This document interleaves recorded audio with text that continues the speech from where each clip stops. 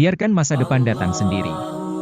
Telah pasti datangnya ketetapan Allah, maka janganlah kamu meminta agar disegerakan datangnya. Quran Surat An-Nahl, ayat 1.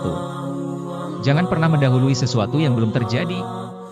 Apakah Anda mau mengeluarkan kandungan sebelum waktunya dilahirkan, atau memetik buah-buahan sebelum masak? Hari esok adalah sesuatu yang belum nyata dan dapat diraba, belum berwujud, dan tidak memiliki rasa dan warna. Jika demikian, mengapa kita harus menyibukkan diri dengan hari esok?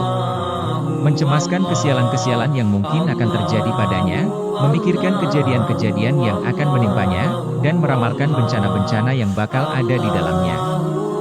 Bukankah kita juga tidak tahu apakah kita akan bertemu dengannya atau tidak, dan apakah hari esok kita itu akan berwujud kesenangan atau kesedihan? Yang jelas, hari esok masih ada dalam alam gaib dan belum turun ke bumi. Maka, tidak sepantasnya kita menyeberangi sebuah jembatan sebelum sampai di atasnya. Sebab, siapa yang tahu bahwa kita akan sampai atau tidak pada jembatan itu? Bisa jadi kita akan terhenti jalan kita sebelum sampai ke jembatan itu, atau mungkin pula jembatan itu hanyut terbawa arus terlebih dahulu sebelum kita sampai di atasnya. Dan bisa jadi pula, kita akan sampai pada jembatan itu dan kemudian menyeberanginya.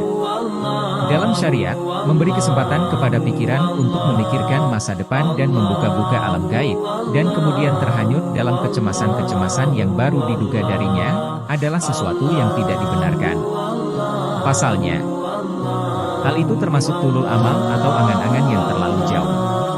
Secara nalar, tindakan itu pun tak masuk akal, karena sama halnya dengan berusaha perang melawan bayang-bayang.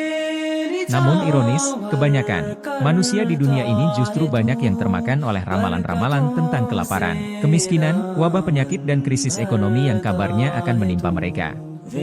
Padahal, semua itu hanyalah bagian dari kurikulum yang diajarkan di sekolah-sekolah setan. Setan menjanjikan dan menakut-nakuti kamu dengan kemiskinan dan menyuruh kamu berbuat kejahatan atau kikir. Sedang Allah menjanjikan untukmu ampunan daripadanya dan karunia.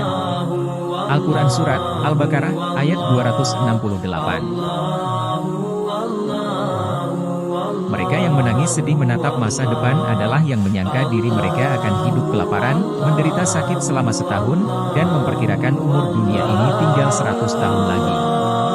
Padahal, orang yang sadar bahwa usia hidupnya berada di genggaman yang lain, tentu tidak akan menggadaikannya untuk sesuatu yang tidak ada. Dan orang yang tidak tahu kapan akan mati, tentu salah besar bila justru menyibukkan diri dengan sesuatu yang belum ada dan tak berwujud. Biarkan hari esok itu datang dengan sendirinya.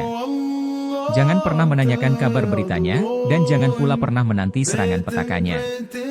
Sebab, hari ini Anda sudah sangat sibuk.